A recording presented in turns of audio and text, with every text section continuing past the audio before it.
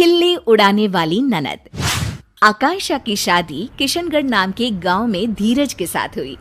घर में आकांक्षा के सास, ससुर और एक ननद थी जिसका नाम था रुचि। वैसे तो घर में सब मिलजुल कर ही रहते थे, पर रुचि का स्वभाव थोड़ा अलग था। वो किसी भी व्यक्ति की कमियों की खिल्ली उड़ाती थी। एक दिन आकांक्षा और धीरज बाहर घूमने जा रहे थे। आकांक्षा ने बहुत ही अच्छी सी साड़ी पहनी थी। अरे वाह बहू, तू तो इस साड़ी में बहुत सुंदर लग रही है। थैंक यू मम्मी जी। तभी रुचि वहां आ जाती है। रुचि आकांक्षा को देखती है तो उसे उसकी साड़ी बिल्कुल भी पसंद नहीं आती। आय हाय भाभी, ये कैसे साड़ी पहनकर जा रही हो आप? बिल्कुल भी अच्छी नहीं लग रही। लाल साड़ी में एकदम टमाटर लग रही हो। आकांक्षा को रुचि की इस बात पर बहुत गुस्सा आता है। ए रुचि, तुम इस तरह से मेरी खिल्ली मत उड़ाओ, समझी? छोटी हो, छोटी ही रहो। मैंने तो जो कहा सच ही कहा।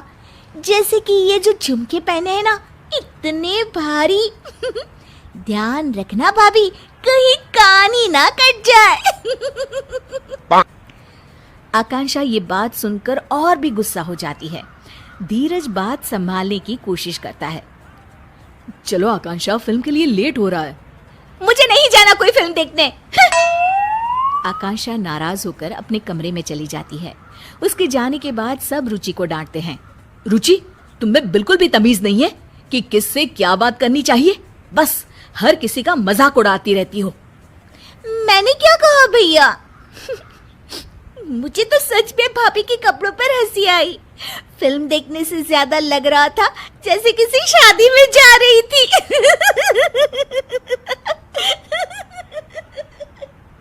रुचि हंसते हंसते अपने कमरे में चली जाती है। रुचि की इस आदत ने सबको बहुत परेशान कर रखा था। उसे हर किसी का मजाक बनाने की अब तो आदत सी हो गई थी।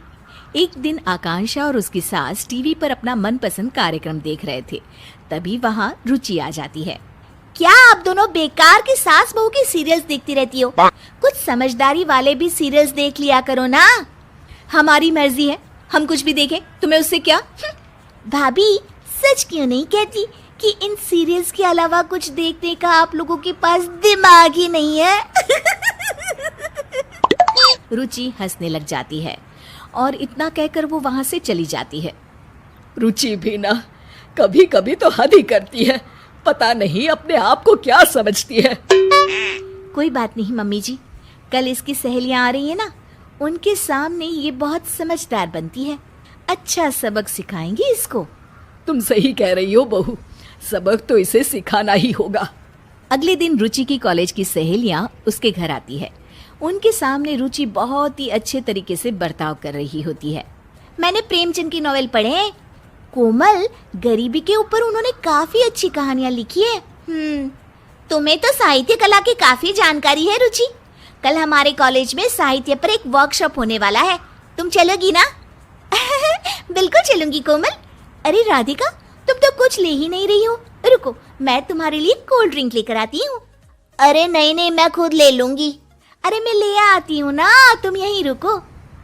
रुचि को अपनी सहेलियों से इतने अच्छे से बातें करते देख आकांक्षा अपनी सास से कहती है, ये देखिए मम्मी जी, अपनी सहेलियों के साथ कितना अच्छा बर्ताव करती है।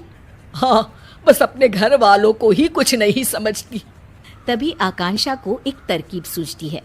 मुझे एक तरकीब सूझी है मम्मी जी, चलो इसको अभी सबक सिखाते हैं। अच्छा, चल चल बहू।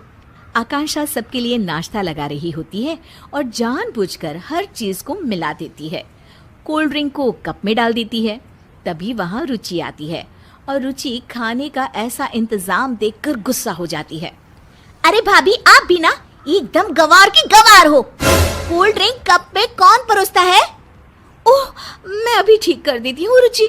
और ये समोसे और चटनी एक साथ क्यों मिला दिया आपने? कितनी पढ़ाई की है आपने भाभी? रुचि की सहेलियां रुचि को ऐसे बातें करते देख दंग रह जाती है। अरे रुचि, ये क्या तरीका हुआ अपनी भाभी से बात करने का? रुचि अब आकांक्षा का मजाक उड़ाने लग जाती है।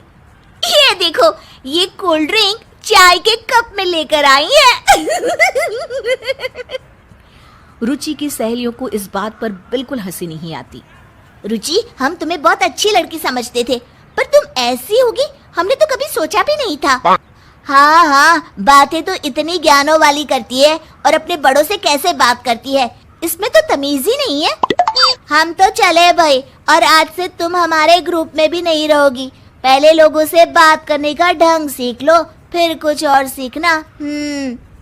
अरे अरे, आप लोग तो सीरियस हो गए, मैं तो मजाक ही कर रही थी। हर किसी का मजाक उड़ाना अच्छी बात नहीं है रुचि।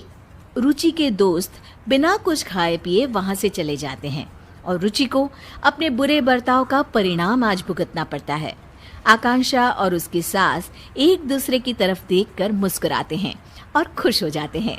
उस घटना के बाद रुचि सबसे अच्छे से पेश आती थी और उसने सबका मजाक उड़ाना भी छोड़ दिया। दोस्तों, हमें उम्मीद है कि आपको हमारी ये कहानी पसंद आई होगी। कृपया हमारे चैनल को सब्सक्राइब करें और सभी अपडेट्स के लिए बेल आइकन जरूर दबाएं।